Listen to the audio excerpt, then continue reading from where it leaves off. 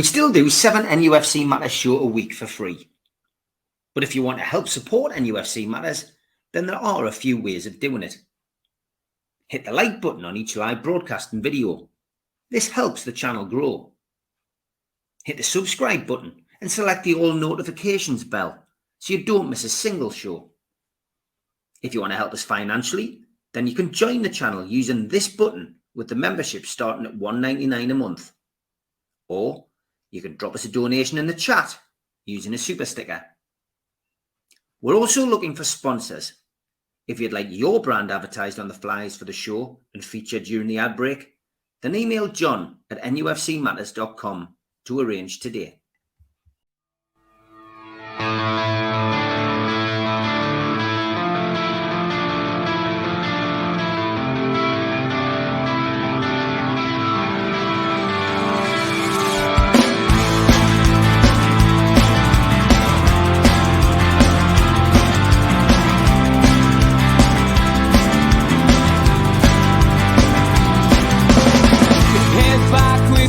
Attack. It feels like I've been talking to myself again, but it's the only way you're ever gonna learn. You look back and it's all in the past. I'm dwelling on the thoughts I cannot say to you. Good evening, welcome to NUFC Matters with me, Steve Wraith, and it's a big welcome to Paul from Munich Mags. How are you, Paul? I'm good, thanks, Steve. Thanks for having us on. Yeah, great to have you on, mate, and picked a good week as well after beating the Mackhams, of course. A wonderful 3-0 win in the FA Cup. Did you enjoy it? I loved it. It was brilliant. It's been, I'm not one of these people that wants Sunderland back in the Premier League because I missed the derby or anything like that, but I loved that feeling at full time, I must admit. That feeling when we beat them, the 3-0 and then the full-time whistle. Yeah, I've missed that feeling. No, great stuff, mate. Great stuff. Well, thanks for coming on. And a bit of a different idea here. Something I wanted to do a couple of years ago. In fact, something I wanted to do 25 years ago when I was the fans liaison officer at Newcastle United was to try and pull all of the supporters clubs together and get all the different groups around the world together and give the opportunity to the club to reach out to brand new audiences. Unfortunately, back in those days, the likes of Freddie Shepherd and Douglas Hall weren't interested in doing that. And now with the owners that we have, hopefully moving forward with the new fan advisory board, they might be able to reach out with people like yourselves and maybe pull you and make you feel a little bit closer to the club. So what we're trying to do with this show, which we'll call the Supporters Group Show, is to try and introduce our viewers to people around the world and also introduce the club to you as well. So, and give you a chance to promote your supporters group, on a public platform and hopefully pull in a few members and maybe, meet up with different people when they come to the country that you're in. So first of all, Munich, tell us where you are, which part of the world, because some of us weren't very good at geography. People be going, Munich, oh, where's that? Where is that? Tell us where you are and how the group got set up. Yeah, so as you say, I'm in Munich in the south of Germany. It's a city of about 1.6 million inhabitants, so it's a decent size. You might know it for its beer festival in September, the Oktoberfest. And yeah, I've been out here for about 12 years now, 13 years coming up. And Munich Mags, it sort of happened organically. It's nothing official. We didn't sort of all get together and decide to start a supporter group. It was myself and Colin met when Newcastle came over here to play friendly against Monaco. So that would have been 2012, summer 2012. We had a pre-season game against Claudio Ranieri's Monaco. Played in a tiny little village just outside Munich. It was small enough where there was only a handful of fans. The players hung around afterwards to take photos and sign autographs and stuff. And I just happened to get chatting to this lad, Colin, who had a car and gave us a lift back to Munich. And we decided to meet up then kind of as regularly as we could to watch the games. And it grew from there. We met a few lads in the pub. And obviously when you're in there with your Newcastle shirt on, watching the Newcastle game, if there's anyone else in the pub with a passing interest, they're going to come over and say hello, come over and talk to you. So we gained a couple of newer members from that. We also met a couple of lads who I think you probably know, Steve, from the Bulgarian supporters club. There's a couple of Bulgarians who live in Munich as well, who are by the sounds of it, they're in both fan groups. They're in Munich Mags as well as the Bulgarian club. And yeah, just since 2012, it's grown organically from there. So it's been going a good few years. Fantastic. And what's your membership like? Have you got a decent membership? Is it growing? So it's all done via WhatsApp. We're on about 22 people now in the WhatsApp group. So from just me and Colin meeting at a random friendly to 22 people, it's decent. And then it varies game to game. So it'll depend on the time of year. It'll depend on a few different things. Some games we'll get all 22 in the pub watching. Some games we'll get 2 or 3. But we try and keep it regular. So there's always somebody we go to the same pub each time. There's always at least a couple of us there watching the game. So if anyone happens to come by and sees a group of people in Newcastle shirts supporting the team, then they know who we are. So you go to Scholars Bar, which we've got on the on the screen there. Whereabouts is that in Munich? Then is it fairly easy to find?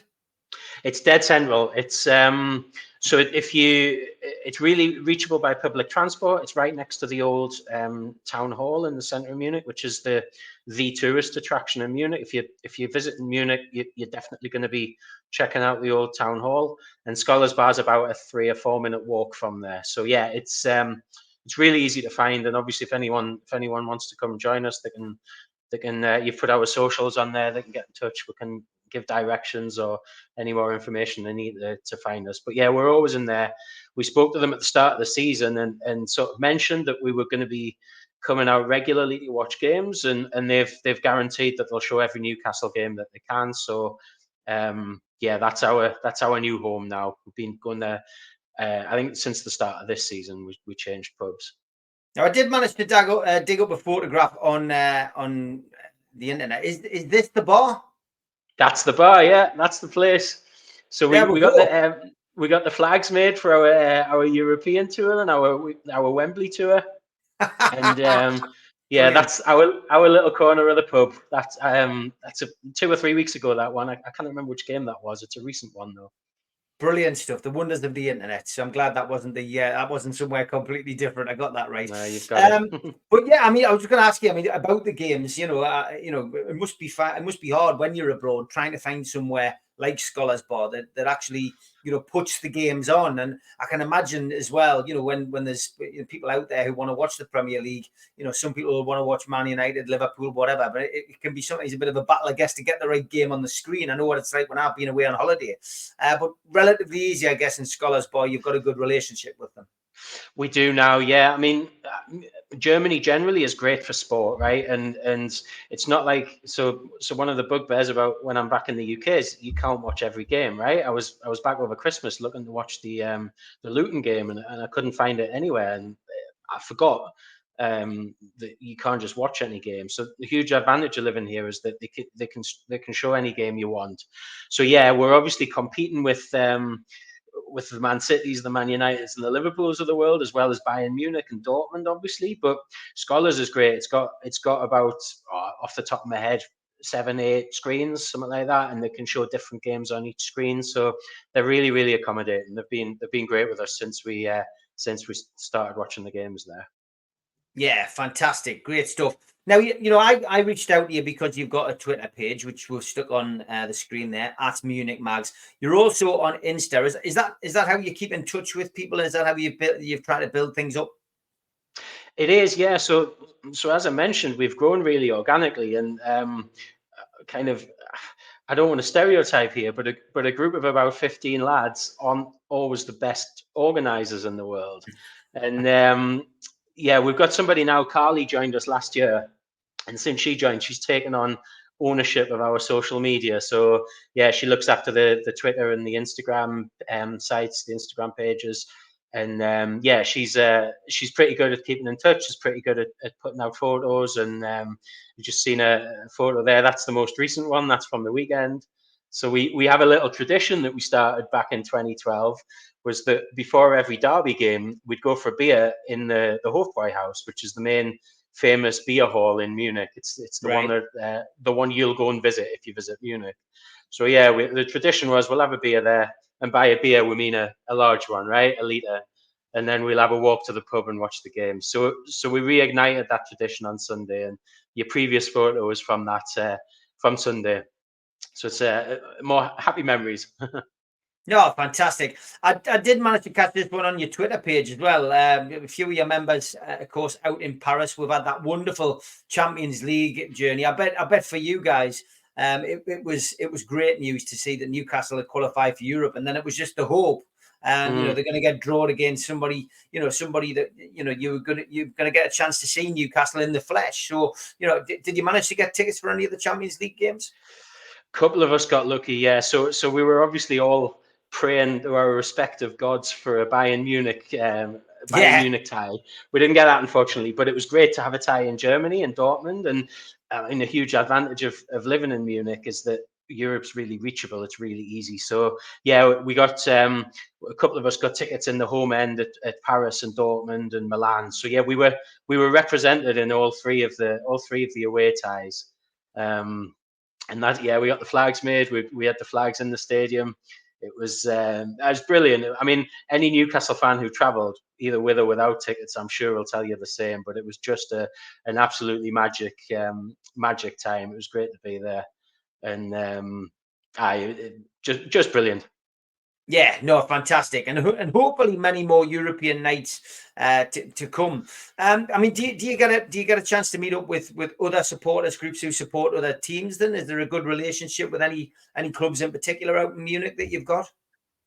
We haven't actually. It's maybe a bit of a shame because yeah, it could be something that we could start. And I think now we're a bit more active on social media, and now that we've got a regular spot and a regular regular meeting point, that it could be something we could look into. But at the moment, no. We've had a few messages from other Newcastle fans, kind of dotted around the place, who, when they've been coming to Munich, want to come for a beer or watch the game with us. And a couple who, if they move here, I guess they go on Twitter or Instagram and just do a search for Newcastle fans in Munich or whatever, and find us. So we've had a few Newcastle fans join us in that way, but no, we haven't had anything with any other official supporters clubs yet. I love the idea, though. Yeah, I think it's the more the merrier, I guess. If you can have a bit of banter with other clubs' fans as well, I guess it's even better. What would you like to see from the club? Because obviously we've got, we're 2 years into the ownership now. We don't call them new ownership anymore on the podcast, and rightly so.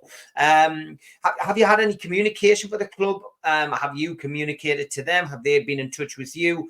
And if not, would you like to see some communication? And what would you like to see the club potentially do with groups like yours?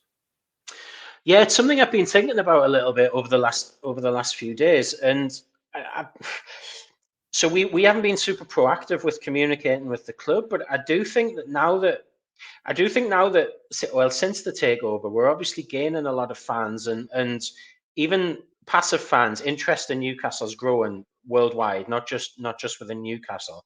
And I think it's something that we as a club and we as a fan base have to accept, that we're getting big and interest's growing. So it would we feel a little bit disconnected, I think is probably the word, the way to put it. We're at the moment, we feel like what we are. We're just a group of people who meet up to watch the games, and that's it.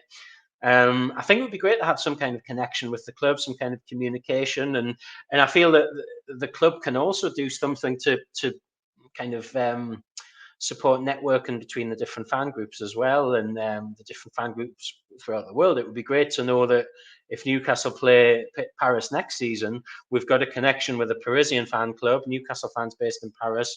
We can all meet up and have a few beers and enjoy the game together. Yeah, no, I think the club need to look at that. I think there needs to be some kind of move from the club, but maybe dropping an email from your perspective to the supporter services group might be an idea, and just letting people know you're there. I mean, we do know that the club monitor social media. They certainly look at different things in different groups. I guess the way to look at it is Rome wasn't built in a day. I think they've come in. The first thing they had to sort out was staying in the Premier League. Investing in the team, and next thing I guess is the stadium. I think affairs, and commercial affairs are probably the next on the list. And moving into those kind of areas, we've seen Darren Eales and we've seen Peter Silverstone coming into the club. We've seen the documentary on Amazon about how they want to expand and how they want to change things. So I guess hopefully interacting with supporter services and branching out with this new fans advisory board that they've just announced, maybe that could be an avenue for them to broaden their horizons a little bit, maybe. Yeah, and I think I'm really intrigued to see how this fan advisory board works now. And I noticed there's a representative on there who's also an exiled Newcastle fan. I think she's based in New York, if I remember rightly. So that's right. She's in the same boat as us. She's in the same position as us. She's not going to get to many games. And my view is that the whole point of these things is to have different kind of interests represented. And yeah, I think that would be the next step, to sort of reach out to her, and maybe she's got ideas, maybe the club have already got ideas, and they've been waiting to put this fan board in place, and that could be something that could kickstart the engagement a little bit more, I think. Yeah, no, I definitely think it's something necessary. I can't imagine that the club would link up, wholeheartedly with supporters clubs, but I think just at least recognizing them would be a start. Just to say, look, we know you're there. We recognise you there. We're happy to add you to our list of recognised, maybe not affiliated, but recognised supporters clubs. And I think if they stepped into that direction, that would probably give you something that you could wear that badge with pride, couldn't you? Yeah, absolutely. I don't think it needs to be affiliated. You're right. We want to be separate. We want to be able to go on Twitter and post, we were absolute crap today, or whatever, like you want to vent after the game sometimes, and that becomes tricky if you're officially affiliated with the club. But like you say, I think I agree with your word in there, to just to be recognized and to be acknowledged as a branch of Newcastle fans that exist outside of NE1 or outside of the Northeast, Yeah, no, I think it's a great idea. From your perspective with the football side of things, it's been a tough Christmas, hasn't it? I think for us all, after that wonderful month where we beat Manchester United, we beat Chelsea, we beat Arsenal, we got that wonderful result against PSG, despite crashing out of the Champions League in the group of death. It was a great performance for our first year back. But then, I think for me, I think we suffered a mental, drain is probably the best way to describe it, after going out of the Carabao Cup. Because I think genuinely, if we'd beaten Chelsea, I think we could have got to the final of that. And again, I think this time we probably could have won it. And I just think the players were shattered mentally. And I think that the losing the penalties took it out of them. Yeah, I think there's a huge, really like a set of really unprecedented circumstances with the injuries, the fatigue, and they all then contributed to each other. It all spiraled from there. So I think as soon as you're picking up as many injuries as we pick up, then the mental fatigue kicks in, and the fact that all of those players know they're going to have to play 90 minutes. There's no one on the bench to come and support them. I think all of that sort of plays a role. And of course, nobody's immune from criticism. And I think, how I think is the best thing that's happened to Newcastle, along with the takeover in my lifetime, along with obviously Keegan and Keegan, I would put Keegan alongside him.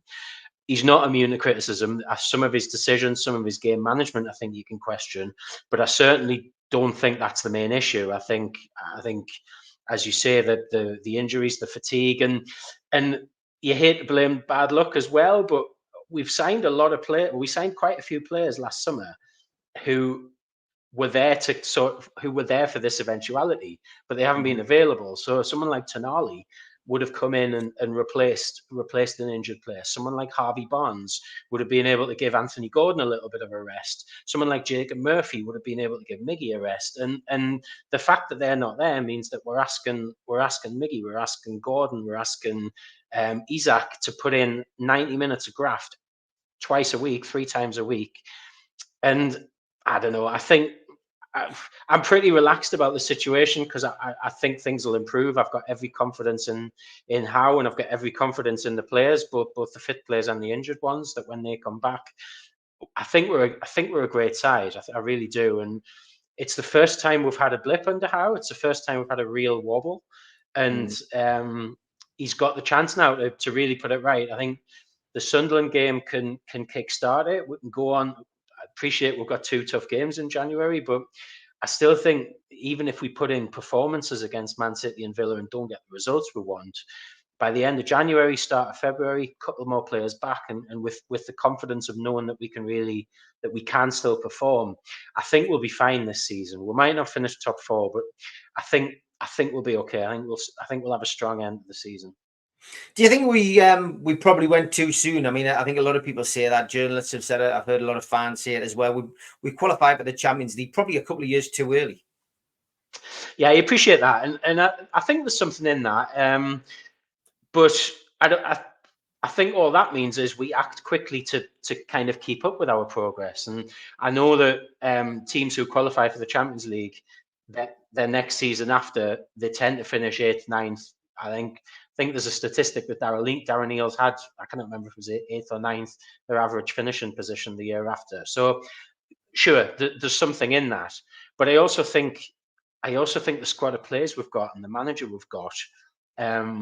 Or let me put it this way: I think if we hadn't been hit with the injuries that we have been hit with, the squad of player and the manager that we've got, I think would have been enough to handle the workload, to handle the extra fixtures, and to maintain that level. So yeah, I do take your point, but it's been fun, hasn't it?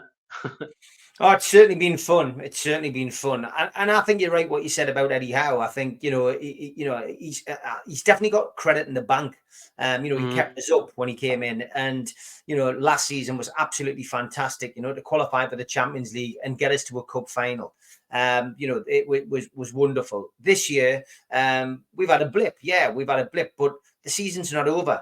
The European spots aren't decided in December or January. They're decided in May.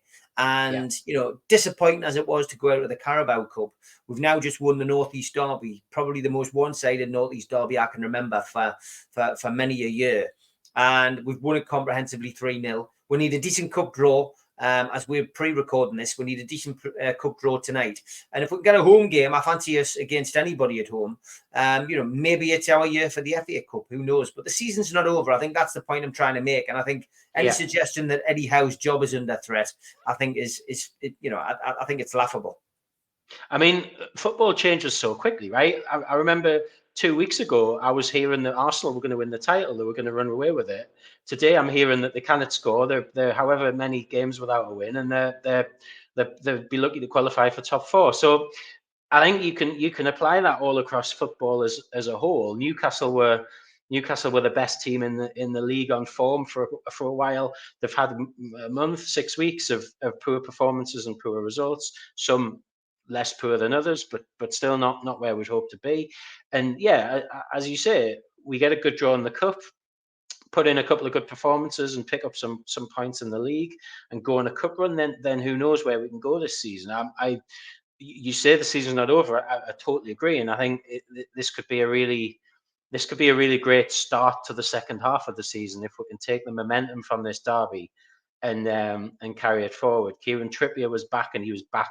I thought he was excellent the other day after 2-3 games. Well, he missed a couple of games, and before that, 2 or 3, I guess by his standards, really poor performances. Him being in the team, I think, improves Miggy's performance. Miggy was also excellent. So just little things like that, when they start to click, you can generate momentum from that. And we've been a bit streaky under Howe as well. I remember in his first season, when he first joined us, it took us a while to get many points on the board, and then there was no stopping us. And last season we went on a bit of a run up until the cup final. We lost at Wembley, and then from then on, really, to the end of the season, we were unstoppable. We were excellent, and I'm hoping for a similar result or similar performances this season. Transfer window's open. What's your feeling? Do you think there'll be much business? And what would you like to see? Where would you like to see Newcastle strengthen? My heart and my head say 2 different things. Do I think there'll be much business? I don't. If I'm being honest, no, I don't. I think from what you hear financially that there are issues. We may have to sell to make any big signings, but I do think they'll do some business. I do think they'll bring some players in. My feeling now is that I'd really like another striker. I love Callum Wilson to bits. I think when he plays, he scores, and I love his attitude, and I love his commitment. But I don't love his injury record. I don't love the amount of minutes we get off him. And I think I feel like Isak's coming back from injury still. It feels like, okay, he was excellent against Sunderland, but up until then, it's felt like he's been slowly building himself back into games. And I think a striker to ease the burden on Isak would be great. But I also appreciate the necessity or the urgency for maybe a number 6 as well, to free Bruno up a little bit and cover on the wings. So a right winger. I do like Miggy, but I think he's got his faults, and yeah, I'd like a right winger as well. And then if I'm going to be really, really picky, we can look at the goalkeeper situation. But I think we've got 2 good goalkeepers. Nick Pope, I think, is a superb goalkeeper. I think he's great. Dubravka, I like. He's been great for us. He's been very good for us. But I think if I'm going to be picky and if money's no object, I'd like a keeper that can play out with his feet. I'm not always super confident when Dubravka's got the ball at his feet. I realise he's probably slightly better with his kicking than Nick Pope is, but Nick Pope more than makes up for it with his, well, first of all, his shot stopping, but I think his position, and he plays a lot higher than Dubravka, which means our defensive line can push up a little bit further forward. So yeah, maybe a keeper that can combine those two, the best from those two. But I realise we're talking 40-50 million pound for a keeper like that, so that might be a pipe dream at the moment. Yeah, I agree, and I think a goalkeeper, if they're going to invest in a goalkeeper, needs to be somebody who can either replace or compete with Nick Pope. Nick Pope's going to come back. Is he going to be the same? This is the second time he's had a dislocation of his arm. For me, I don't think Newcastle are going to gamble on somebody like De Gea. Short term, okay, there's no transfer fee, but they have to pay a lot of money in wages. Even if he took a pay cut, it would be an extreme amount of wages. And I don't think within the financial fair play restrictions, that's something we're going to do. The strong rumours here that Calvin Phillips is almost a done deal, to come in on a short-term loan at the end of the season. I think that's the right move. I think that would do us the world of good. Lots of rumours circulating about Sean Longstaff potentially going in this window. I don't think that will happen, but there's lots of speculation. But I don't think it's going to be busy. I think we'll do a lot of business in the summer again. There'll be a huge clear out. There's a lot of contracts, obviously, coming to an end. But we've seen Fabian Shaw sign a new contract today, which was good news. I'm delighted with that. I'm a big fan of him. I really, really like Shaw. I think he's so I remember when we first signed him, and I watched him in a couple of games, and he was rusty and he was still finding his feet, but he would start to threaten going on these little mazy dribbles that he does now, and he could pick a pass. It was maybe 1 in 5 that came off, and I thought, okay, he could be a player for us. And then Steve Bruce happened. And under Eddie Howe, he's now become the player that he looked like he could when we first signed him. So his range of passing, I think, is incredible. And then when he just sets off on these long mazy runs, it's brilliant. I think it's great. It doesn't always work, but if he loses the ball, he's often losing it in the final third, where you sort of think, well, okay, that's okay. You can take a risk in the final third. And I think that to tie him down another year just makes sense for everybody. I think for the club that was a no-brainer to offer him an extension. Yeah, no, definitely. Great to see him at least commit for another year.